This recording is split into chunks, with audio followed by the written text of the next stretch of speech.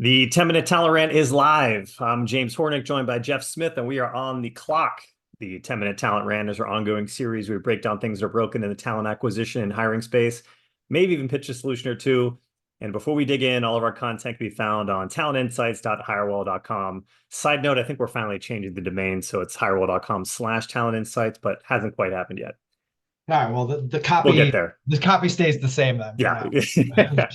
This week's topic, episode 89, recruiting is not the goal, hiring is. It seems very duh. Yeah, seems duh. And it's actually going to be more of a metrics conversation. I'll start with a confession. As you guys all know, I'm a content nerd. I spend a lot of time writing blogs, LinkedIn posts, doing these dumb videos with my good buddy Jeff. And any chance I can, I always like to pull in numbers, data, metrics. It could be economic reports, job reports, a lot of times our own kind of data we use. I think that numbers do a great job of providing context, especially to subjects where people might not have any context. But oftentimes they're bullshit. And I don't mean that in an intentional, like I've been misleading anyone way. I just mean in general, if and when you misunderstand what numbers are telling you, and you will 100% do this, everyone does at some point, Yeah. it can also lead to reaffirming a wrong conclusion. And this goes for running a business, and this goes from running processes, which ultimately leads to bad decisions, pointless busy work, wasted time, bad behavior, all that kind of stuff. And the term I heard fairly recently that I really like, managing by spreadsheet, was one of my new terms. I mean, it just sounds terrible. Like Oh, who the fuck wants to do that? yeah, it gives hives. And when you manage things entirely by spreadsheets and numbers and metrics, it's really easy to get disconnected from the real life processes and people that produce those numbers and how to change those numbers. Anyways, I digress. Yeah, numbers are can affirm lots of different things, either positively or negatively. For the purposes of the conversation, recruiting is essentially equal to finding people, and hiring is equal to getting them in the door and actually part of the org, making a difference. The biggest issue in all of this is hiring leaders. Those that are proud of their organization and think, rightfully that everyone would want to work there. They basically look at everything through the lens of, hey, it's just a recruiting problem. So, get folks into process, everything else will fall into place. Like this is the main crux of the fallacy. Part of it is also because when they've recruited those early term people, like the first cohort of individuals that push the company forward, these are referrals and well-known individuals, industry professionals that are, again, known resources. It's so much easier to hire those people than later on when Yeah. you're a more mature organization and the ideal candidate profile has like much higher expectations. So in reality, finding people is by and large super easy. Convincing them that they should talk to you and then ultimately walk through your door is the far more difficult part. Yeah. So in the spirit of focusing on hiring metrics, hiring and metrics that matter, we want to look at 6 that we've identified that are either total nonsense or they have value, but they're misunderstood and kind of applied the wrong way. And I'll kick this off. I might have actually talked about this in a previous rant. I know I talked about this on LinkedIn, but like time to fill, I've definitely talked about this before at some point in time, but I want to bring this one back up. This is like the lowest hanging fruit. It sounds important. The time it takes to fill a job. It is important. It's an Yeah. important hiring metric, not an important recruiting metric. It measures ultimately like the speed and effectiveness of your entire hiring process front to back. And there's 2 major things that drag this down. One is just a slow process where it takes you forever to like get one interview to the next interview, to do the debriefs, to make a decision, to Like talk to more candidates.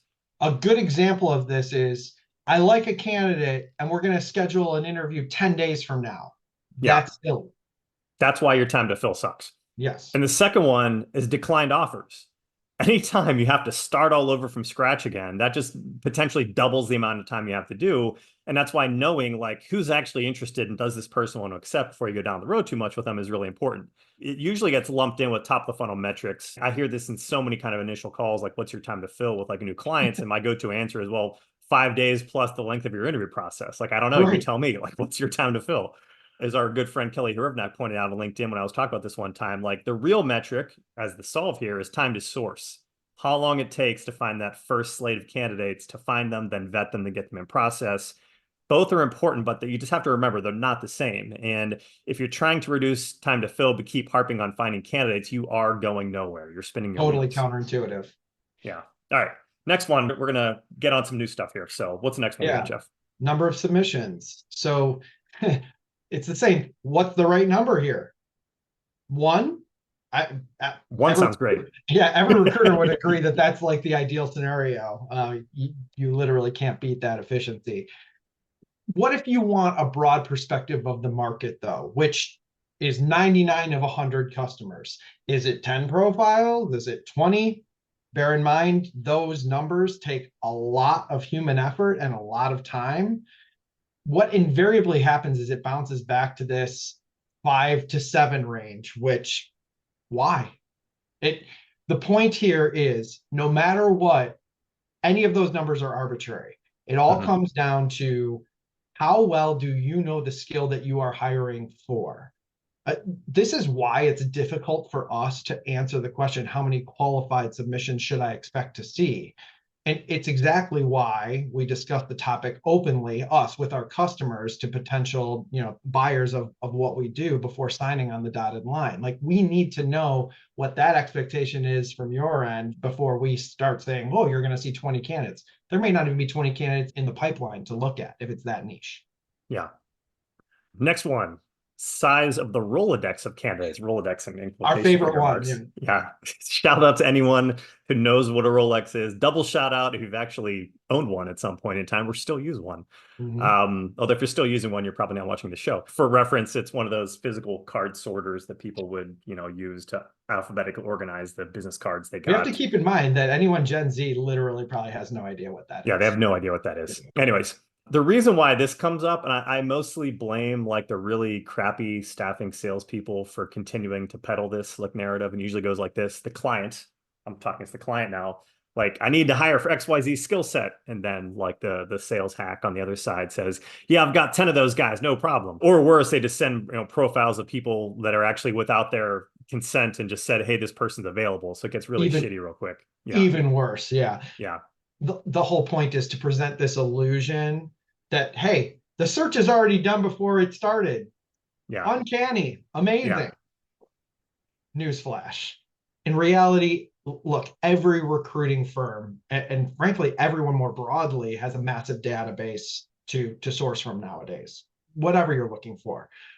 We're overloaded with public data sources. Damn near everyone in the entire world can be found and contacted within a day. Just having someone's name and number and contact details, it doesn't make them a valid candidate. They have to be available at that moment, and they also have to want the job, which gets huge parts. They have to want your job at your company. Two huge caveats. And absolutely no one can promise you that without going through the entire recruitment process first. Anyways. Right. And they have to be recruited. It's why AI will never take our jobs, by the way. I could know 15 Python full stack engineers right now that fit your job requirement, Mr. and Mrs. Customer. But guess what? 14 of them love their job and they aren't moving. So there goes my whole Rolodex. Like, what you really need to gauge is someone's ability to build that list quickly. A quick build. Are they agile enough to go to market and tell you things? Instead of who do you know, the question should be, how well do you know the markets that we're going to potentially be looking in? And if you don't know those markets, how do you plan on learning them real time? Secondly, ask the recruiting firm, what data are they going to provide? What resources are they going to provide? And how is that going to translate to a successful hire? Those are much more interesting insights than, 15 people. Everyone knows 15 people. Right? Correct. Next one. Source of candidates. Literally, who cares? It's so stupid. It's so stupid. If you are worried about where the perfect candidate comes from versus getting the perfect candidate to accept, we, with all due respect, have nothing for you. Right? And when he says where they come from, he doesn't mean what company they're working at. He means specifically like how they got found and how they came to your doorstep anyways. Correct. Are you only finding candidates that you post a job for? Well, no, but if the candidate comes from that, it's okay if they're the perfect candidate. This desire to know where folks come from is good for a firm like ours to know like what works. But the concern from, our org is the stigma around too many candidates who come from job posting specifically, because they're in essence looked at as like the easy low-hanging fruit that companies could do on their own.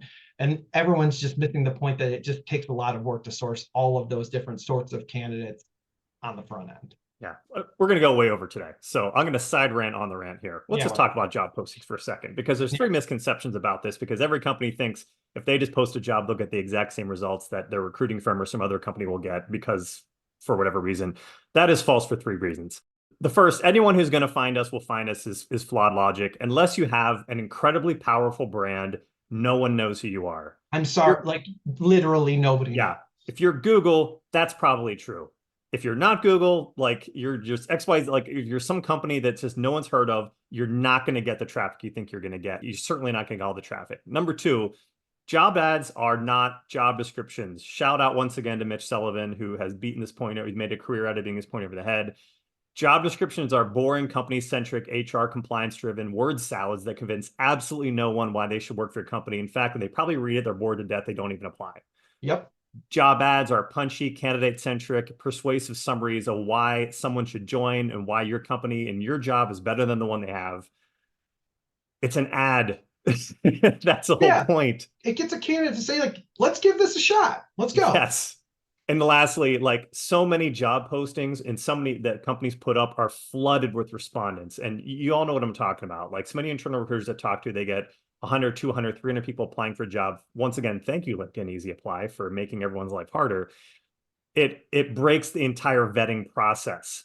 Companies literally do not have the time to actually screen everybody because there's no efficient way of doing it. And it's mind-boggling to me how many times companies like end up hiring somebody who applied to them like maybe 3 or 4 months ago or a year ago, but didn't get back to them then, or maybe they've got great people in the pipeline that like, oh yeah, I applied to that place, so I guess I can't go there again. The black hole exists because it's just volume. It's just too much going on. But it's insane to think that internal recruiter may have just gotten to that candidate literally 4 months later because the volume of applicants was so high that they literally just got there. But it's literally our job to do that. So just throwing that out there. If you want to work with us, we will make sure nothing slips between the cracks. Continue. All right. Another silly one. Percentage of candidates currently employed. This one hits home for us. So problematic for 2 reasons. Number one, in seriousness, we should not have a bias against people who aren't working, especially now. Ever, now specifically. Definitely for another day, for another rant. There are plenty of folks that are out looking, that want work, especially in our circles. Like you can still doom scroll on LinkedIn. It's a real thing. Not considering this pool of candidates because of some throwaway notion, it's insane. So stop doing that. Mm-hmm. Number two, people who are working always, almost without exception, want more money. And it's usually a higher percentage bump than those actively seeking work. When I say no one, I literally almost mean no one takes lateral or marginal increases to move job unless it's a once in a lifetime opportunity, like curing cancer or like something really, really altruistic. It goes back to your previous point. Every company is selling how cool their opportunity is to passive candidate pools. I trust you. I know all of you think that your thing is special. You should. It's your company. Candidates don't know that because every other company is saying the exact same thing. It's just not part of the decision-making process. You have to pony up to make this work for candidates that are passive. And at scale, it's just not practical, unfortunately. All right, last one we're going to go on, and then we actually have a few fixes. Interview to hire ratio. I like the idea, or just the idea of evaluating targeting based on interview to hire metrics. I get why it seems appealing, but it gets skewed to hell really for 2 reasons. So first, searches where the requirements change or refined as the process goes on. So sometimes, often, everyone learns things throughout the recruitment process, which means you have to actually change the parameters of the search. Can be slightly, can dramatically. Honestly, that's okay. But every time you do that, it completely throws like the amount of people you need to interview to make a hire completely out the window, makes the entire thing irrelevant. Yeah, and there's like this really weird need, and I put quotes around the need for some organizations to always talk to a specific set of, and sometimes it's four, sometimes it's seven, sometimes it's two. I need to talk to four candidates to make this decision. Why? Like, where's the why in that?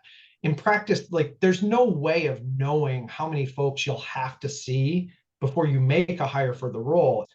We said it before, it's knowing what you're looking for and acting on it in a time sensitive fashion when you meet that person. Awesome. We're going long. I don't care. Let's hit takeaways. We actually had 3 metrics we like better that maybe people should start thinking about using. So Jeff, go with the first one. If it's really easy, change, your percentage of whatever you're using now and just say percentage of the candidates that make it through maybe 2 steps of your interview process. They get past that first internal gatekeeping session. What that signifies is you're aligned with your recruiting partner or your internal recruiters, and you're at least finding like the cultural mix that works. Now it's just about refining skills. Second one, historic tenure by source. So internally at your company, how long employees at your firm lasted and where they came from, what the sources were, meaning employee referrals versus job postings versus external recruiters versus you found them randomly at a networking event. It's not the end all, and there's a lot of things that can skew it. But if you're looking at it in terms of large numbers, going through your past activity and like where the best sources were for long term, it can actually be a very interesting exercise to figure out where you should spend more time to be more likely to find more long-term fits. Not saying you shouldn't ignore the other sources, but Yeah. you'll get a better idea of what actually worked over time. Yeah. And then finally, for all of us agency dorks, repeat business with clients that you delivered satisfactorily with. It's just going to be a recipe for success. Yeah. The better firms have way more repeat business from more repeat clients. Simple as that. We are short on clock. That's a wrap for this week. Thanks for tuning in the 10-Minute Talent Rant, part of the Talent Insights series, which is always available for replay on talentinsights.hirewell.com, as well as YouTube, Apple Podcasts, Google Podcasts, Spotify, and Amazon. Jeff, thanks again as always. Everyone out there, we will see you soon.